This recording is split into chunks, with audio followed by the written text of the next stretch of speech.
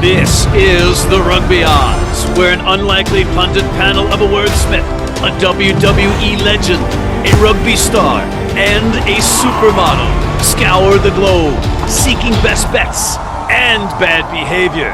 Are you not entertained?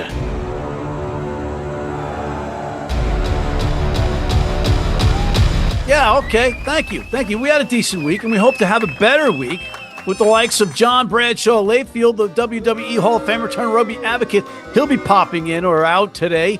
We have King Gift Egbelu, the inventor of words, Mike Friday, the three-time Olympic sevens coach, and George Hook, the Irish rugby legend, and they're all addressing what's on that slate that you see on your screen now. So let's get to it. Gentlemen, 43 and 33, pretty good week. And fortunately, John's not here right now because he had the best week. Thankfully, you're mad at him for actually trying to help make the show a little bit better. I got you, Layfield. I know what we got to do here. Goodness, such a knucklehead, Matt. Maybe I'm just projecting, and maybe I'm angry for a different reason, and I'm just shifting it. I'm just angry saying because the clowns, Yeah. the clowns for the Layfield. I'm scared of clowns, Gift. It's throwing me off my game. I don't care about Layfield. It's a mirror shot right there. Why would you be afraid? Boom! I'll be John for you guys. Boom! Boom! Yeah! Shut the f*** up. All right. So anyway, we had a decent week, though, collectively, and there were a few surprises. But any observations, Mike, that you took away? Well, in the Leinster quins game, which everybody was talking about, it was basically the Ireland team plus a couple of World Cup winners that did a proper job on Harlequins. Don't get me wrong. I think people are questioning the performance of Harlequins, but let's not question the quality of that Leinster team and the fact that they've been locked up in a training ground for 2.5 weeks because they sent the third team down to South Africa for the URC. So, Mike, do you want me to call you a wambulance?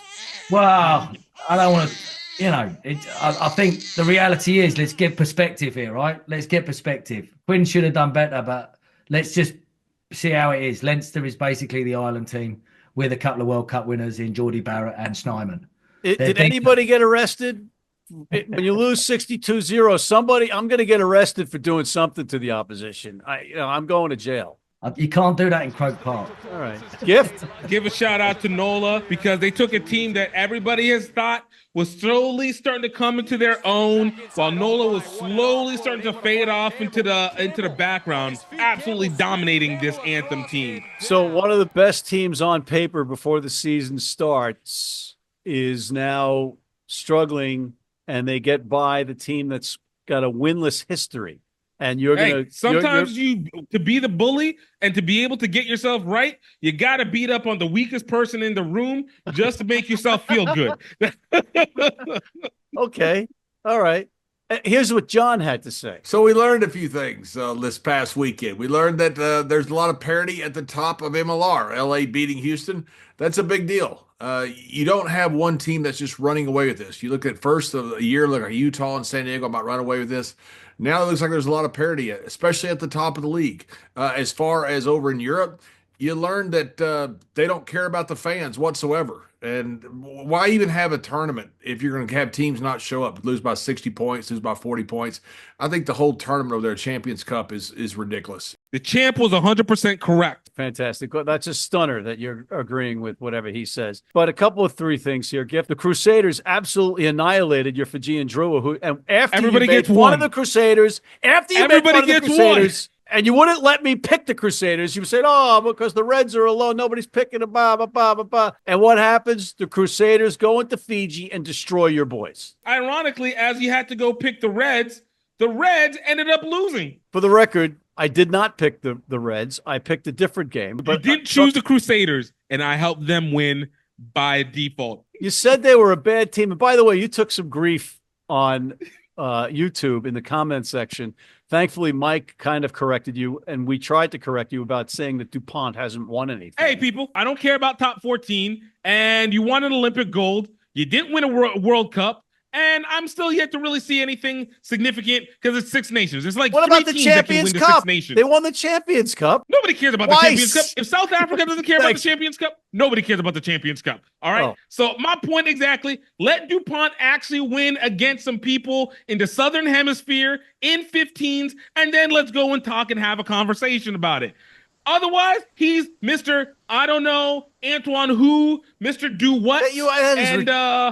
Didn't he win the last time we went down to South Africa with Toulouse? Yeah, he did. Didn't make Spain Doesn't even count. Doesn't even count because Toulouse was just drunk on wanting to prove points. We need to see international play. We constantly move the goalposts until the point is proven consistently. Everything that you have said is absolutely and fundamentally false. It's a sports talk show. Who cares if it's factual? But tips of the caps to Andrew Coe of Los Angeles getting his 50th MLR cap and Davey Coetzer of Houston. Unfortunately, the fly half went out in the first 10 minutes against LA, and that changed the dynamic for Houston. That was an epic match. If you can catch it, watch it on ESPN Plus, the replay of that one. Houston versus LA. Good match. LA ends up winning by 2 points. Crazy. Now let's get to our players of the week. First candidate, Vian Conradie of New England. He's been working his way back from that severe injury, and he's now rounded into form. The Free Jacks have that formidable back row. Conradie, 16 carries.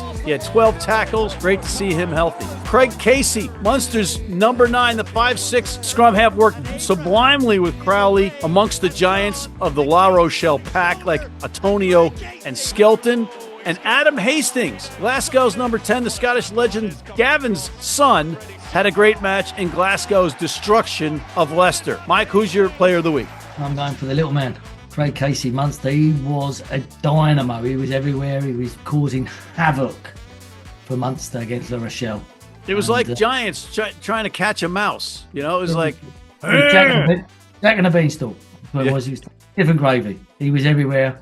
He was the man. He was he made them tick. He caused problems. He's the fella. It's like Layfield chasing me around the office. Gift, who's your pick? I got to go Craig Casey as well. I'm here for short men winning strong, especially in rugby. Break the stereotypes. Don't need to be massive at the professional level, but more importantly, he won. He won. You finally got us guys who win, and that's where it keys in the most. As Layfield would say, boom! That's my... There we go. And a huge win at La Rochelle. Oof. I have a chance to make this unanimous. I'm going to go with Adam Hastings, the number 10 out of Scotland. But the winner is Craig Casey of Munster. He is our player of the week, which leads us to Grown-ass man. Nominees are Munster's number 10, Jack Crowley, the Ireland's second choice at fly half, stood tall in the Hotspur department, nailing a drop goal in La Rochelle in front of Ronan O'Gara in an epic 1-point road win. Declan Leany, the much-maligned LA backup prop, starts and makes 21 tackles and some bruising runs to keep the Houston defense thinking. We've got to give him some props. Rob Harley, Old Glory's number 4 and captain, literally and figuratively the biggest player on the pitch. Got an iffy yellow card that Seattle scored on early, but was a big reason the Seawolves weren't able to sustain anything and was a force in set pieces. Mike. There's only one man here. Grown-ass man with big kahunas. When it mattered, Jack Crowley steps up, bangs over the winning drop goal. They win by 1 point on the road in La Rochelle against Ronan O'Gara, who is renowned for drop goals. Crowley, O'Gara. Oh, love it. Gift. Yeah, I don't get that. But anyways, moving still. Look, when we talk about grown people, this man was on my fantasy team, absolutely shite for points on that fantasy team. But he actually dominated on the field, actually did what he was supposed to do. Rob Harley, DC, you gave me some bonus points on the Old Glory part of it. I'll give you the credit for that one. And that's the only reason he's your grown-ass man, because he's on your fantasy team? You would be anti my grown-ass man if it was just a fantasy. But because he's on my fantasy team and he actually did work, just nothing that was useful to me, I'm going to still give it to him because I'm not selfish and biased like some people. Oh, so you think I'm just going to go ahead and agree with Mike, the 3-time Olympic sevens coach, and side with him and pick Jack Crowley of Munster? Well, you're damn right. I'm picking Jack Crowley because he's got balls the size of cannons, and he made that kick. It was only because Mike blessed that answer because you wouldn't have came up with that one on your own. So that doesn't matter. All right, we're going to take a break. We're going to come in with George. Then we'll come back to you guys. We'll pick the Champions Cup. We'll pick the MLR, and we'll pick Super Rugby, and then have our picks of the week. So stay tuned. We'll be right back. If you're in New York City and want to watch some great rugby, have some great food, and some great times, go to the world's best rugby pub, the Pig and Whistle on West 36th Street.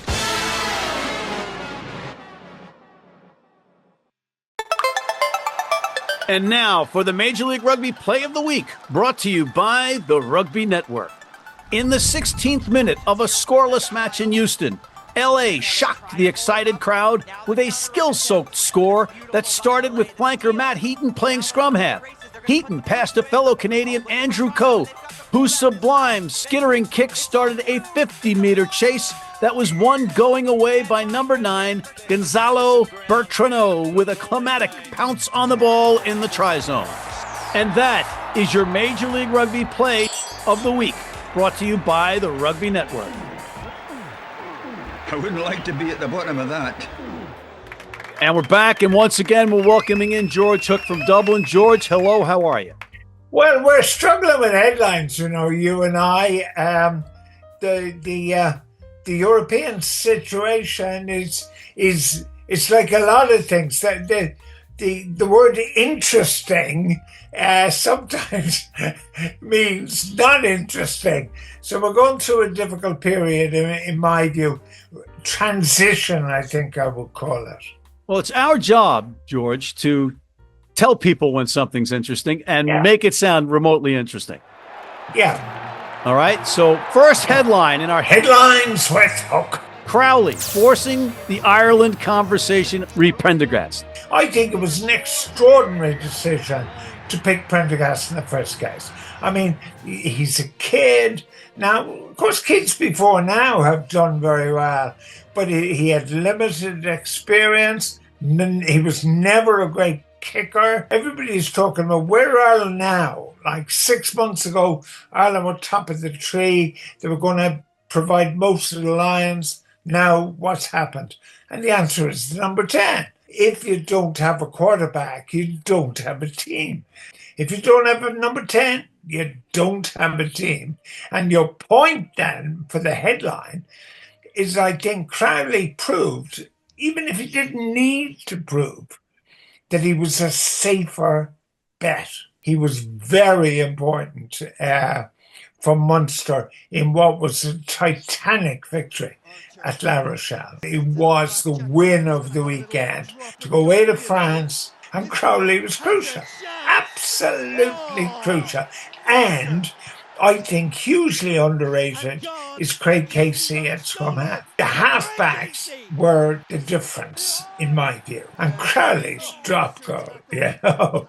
I always think we should go back to 4 points for a drop goal like we did in 1924. It is such a fabulous skill. At that point, I mean, there's 1 point kicking a drop goal. There's another thing with all the pressure at that point, because it changed the game. He O'Gara, as Mike Friday said in the previous segment, right? Oh, very good. Well done, Mike. Yeah. Next headline: Saracens and Harlequins concede 134 points. The English Premiership is a disaster. It's a disaster financially. Doesn't have promotion and relegation. If you don't have promotion and relegation, you essentially create a fairly safe environment for the bottom teams not to try very hard. It's not a very good competition, quite simply. When I saw Harlequins run out in a white shirt and green track shorts, I said, this is all over. Bad combination. It is the most iconic shirt in world rugby, the Harlequin shirt. I mean, they've got such strange colours like maroon and chocolate and all sorts of stuff. So not to be Harlequins, I thought was awful, but Leinster were very good. Almost 60,000 people in the ground for what was, in the old days, called an interprovincial match. When I coached Connacht in the interprovincial championship, we'd have been lucky to get 55, let alone 55,000. So that is one of the big things that has happened. The attendances at these games have been staggering. Saracens and Harlequins, I'm not surprised. They're awful. Can I make a confession? I hope nobody's listening to us, okay? Well, thanks. So I'm telling you this just between you and me. Do my best. I fell asleep for the second half. Oh, It wasn't boring because of the quality of the Leinster play, but it was boring because they were up against nothing. yeah. Can Leinster do that each week? And they haven't convinced us yet they can do it every week. Like Bordeaux is going to be a very tough game. This is a neat segue to question 3. Hold on. Our producer's yelling at us. Let's go to our third headline. Who will win the Champions Cup? You have to say Leinster. You do. You got home draws all the way. They're playing magnificently. They've got 3 great midfielders. They've got a smashing wing. They've got a great fullback. Snyman has become a powerhouse in the pack. The only worry is the worry I've enunciated at the very beginning of chat. How will Prendergast do? But I watch. He doesn't have to do much. No, he doesn't. I watched Gibson Park, and I must say he is a joy to behold. He is just wonderful. The speed of his pass, the judgment of his pass, his individual pace, the way he attacks and takes the pressure off the other players. Absolutely wonderful. Now, Trump is thinking of taking over Greenland. We're thinking of taking over New Zealand, because if we could get a few more New Zealand guys into the Leinster team, we'd really be unbeatable. All right, but don't be so hasty on taking over New Zealand. Let's talk a little turkey here. How about we give you Canada and we get New Zealand, because we need more rugby players than you do. Yeah. Canada's got a lot of timber, George. A lot of timber. You guys have short memories. In 1987, Canada were within 10 minutes of beating Ireland in the Rugby World Cup. Yeah. So that was Canada's best World Cup, 87. I hasten to add it might have been the Eagles' best World Cup as well, with me looking after them. Listen, things changed dramatically, too. In 1987, I had locks like Fabio, okay? So things change, and Canada is no longer a factor in the rugby. And with the sevens thing, and that's a whole other thing that we can't get into, this whole new sevens development is going to kick out USA and Canada and even Ireland. So that's... Well, Ireland haven't won a match. I don't think the men or the women have won a match this year. It's the worst sevens year for donkey's years. All right, well, that's a different topic for a different day. And on that note, I want to thank you, Mr. George Hook, for this week's Headlines with Hook. Thank you, sir. Good luck.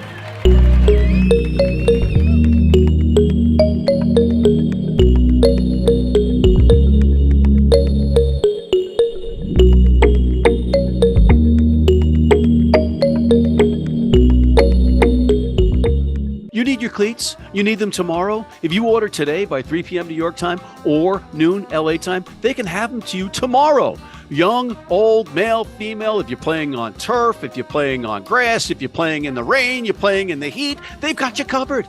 RugbyNow.com. Go there now. And we are back. And guys, it's time for us to make some picks so people can make some money. Champions Cup up first. Mike, who do you like in the Champions Cup? Well, I think Munster are going to back it up. I'm not sure they'll beat Bordeaux, but 10.5 points. Bordeaux do score a lot of points, but Munster's defence is resilient and they're also good at scoring points themselves. So I'm not sure Munster win the game, but I definitely think they cover the 10.5. So I'm going to take Munster. Would they have stayed in France for the week? No, they'd have come home. I don't think they'd have been welcome in La Rochelle for the week. Yeah, true. Good point. Gift, who do you like? I'm going with the first time ever that I'm going to be going with the French team that's actually playing on the road, going with Toulouse over Toulon, because Toulouse is the only French team that actually plays week in and week out, despite being at home or on the road whatsoever. So Bordeaux doesn't play every week, is what you're saying? No, they don't. No, Okay. no, they don't. Yeah, this is why Antoine Dupont not being even on this team right now isn't even effective, because they're already used to this. because he has yet to, finish up the full round. No respect. Here's John's pick. Look, you got to wait till this weekend to figure out what team's going to be put out there. I mean, it's a disgrace in sports that you're putting teams out there that aren't even close to your best. It tells you don't care anything about the fans or care anything about the game. So I'm not really interested in the Champions Cup. I'll take Leinster if they're playing their team over Glasgow. I'll play it at home. Okay, fair enough. I'm going to go with another French road team. I'm going with Castres to at least cover that 16.5 from Northampton. Let's move on to this side of the pond and go to the MLR. Mike, who do you like in the MLR? I'm going for my boys, Jed Melvin and his boys, the Free Jacks, New England, San Diego. I've had a bit of a bumpy last couple of games, but and they're a good crew. But I think New England are firing. They're physical. They're at home. They're going in the right direction. So the Free Jacks to win and cover that 5. You're going against your buddy John Manenti? I'm just doing it for the people, really. I'm just giving them the honest advice they need in order to win some dough. I still love John. You're a humanitarian. You're a giver. Excellent. Gift. Who do you like in the MLR? Look, let me guess. Nala. Of course. Yeah. See, know the difference right there. I'm willing to take accountability for it, but also because they already just whooped up on the weakest team in the league. Now it's time for them to whoop up on the team that they've won all but 1, maybe 2 times in the entire almost 10-year history of the MLR. Look for them to beat DC at home in the gold mine. Well, I will say to you that NOLA is getting DC at the right time because DC is going to be without some key players for injury, like Batanana Schultz. They're number 8. Perry Humphreys added to the walking wounded. He's got a calf injury. He's probably 1 to 2 weeks. Hoyland, who's been dynamite for them at 15.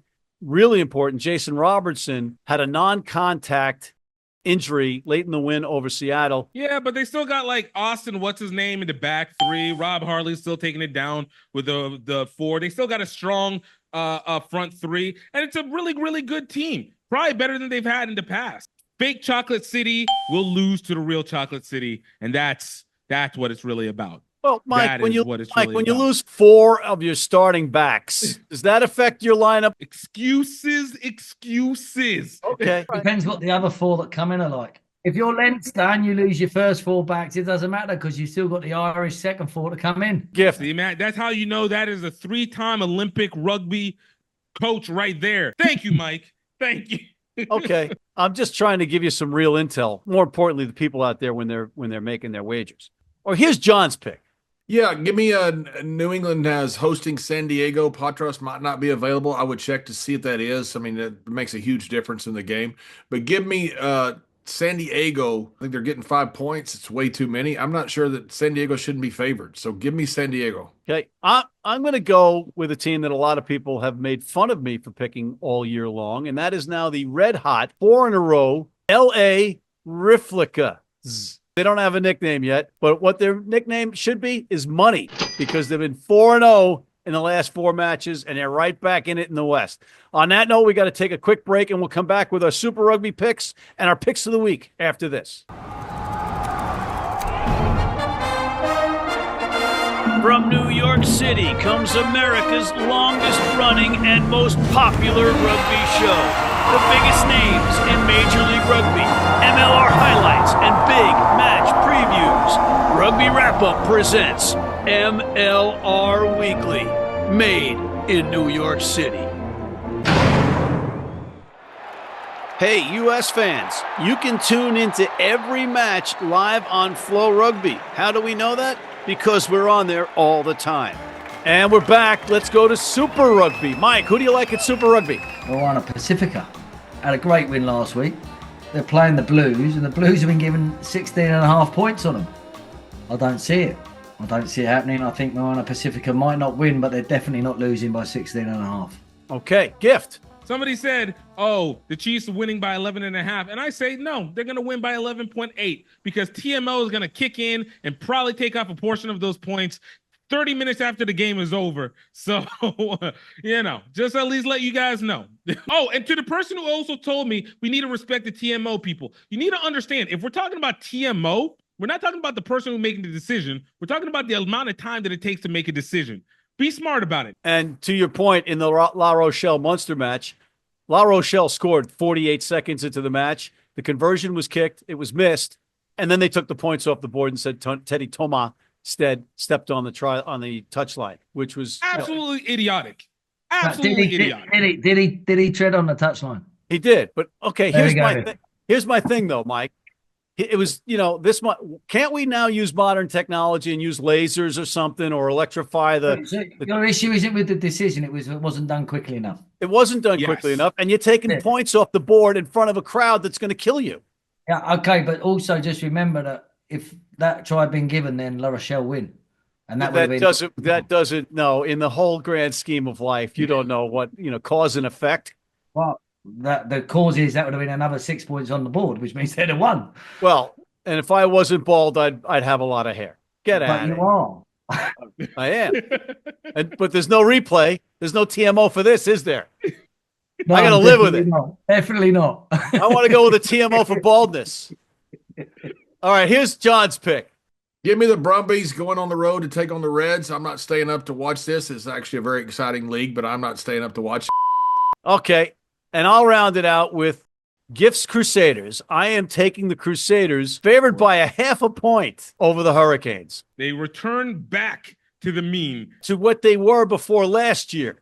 Last year was an aberration for the Crusaders. Before just this last game. All right, he's muted, and we're going to go to John's favorite segment, Picks of the Week. Mike, who do you like? Leinster plus their Barbarian All-Stars. I think they will do a proper job on Glasgow. I think Leinster are targeting this cup. They want this cup, and they're going to do a proper job. Gift, who do you like? Man, look for the Fijian Druids to be able to get the bounce back. They got a little too excited about the win 2 weeks ago. Took it as a loss against the Crusaders. To come back to take it up to the Highlanders. 9.5 points is nuts. It's nuts. I don't care if Fiji's on the road, all right? They fly. Fly, Fiji, fly. I don't even know if that's a saying, but it is now. Let's hope they're flying, because they might be in the back of trucks again. You never know. And here's John's pick. Well, Maddie, since you wanted to pick of the week, Maddie, if you ever told anybody how you sit out in your car trying to avoid having a parking fee every single week with all their other housewives? I guess not. So I will tell you what I'm taking. I'm going to take Utah visiting LA. I think it's going to be the game of the week. I think it's going to be a very exciting game, probably a high-scoring game. It's pretty much a toss-up. Give me the 2.5 points with Utah, and I'll take the Mountain Men over LA. All right, and I'm going to round it out. I'm going to go with the over 46 points in the LA versus Utah match. And just like that, guys, we're out of time. I want to thank the champ, John Bradshaw Layfield, the WWE Hall of Famer turned rugby advocate, King Gift Egbelu, the inventor of words, Mike Friday, the 3-time Olympic sevens coach, George Hook, the Irish legend, and thank you for tuning in. Please check out MLR Weekly. Hit that subscribe button on YouTube. Sign up for our weekly newsletter, and please join our American Red Cross blood donor team.